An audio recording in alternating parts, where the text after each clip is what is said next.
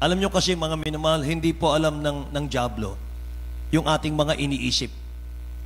Hindi po niya nababasa yung ating mga iniisip at yung ating mga plano sa ating kaisipan. Ang alam lang niya mga minamahal ay yung lumalabas sa bibig natin. Na kapag lumabas na sa bibig natin mga minamahal yung isang plano, saka pa lang siya nakakakilos. Saka pa lang siya nagpaplano para masira ka, para masira tayo.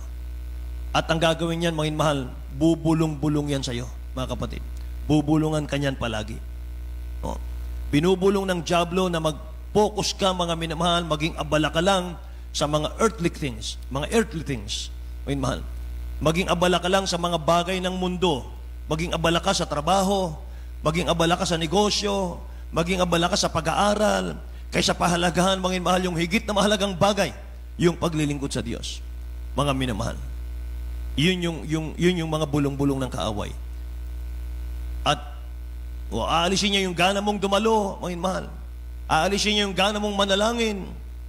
Aalisin niya yung gana mong humayo, mga mahal. Yan ang taktika ng kaaway para mawasak niya ang church. Uudyo ka niya, mga minamahal, yung mga unbeliever na usigin ka, pagbawalan ka, mga minamahal, na maglingkod sa Diyos. Yan ang kanyang plano, mga kapatid. Uudyukan po ng dyablo yung mga unbeliever para galitin ka, mga minamahal, para magkasala ka sa dakilang Diyos. At pag nagkasala ka na, makakapasok na siya, mga minamahal, makakaporma na siya. Kaya nga sabi ng Bible, huwag niyong bigyan daan ang dyablo.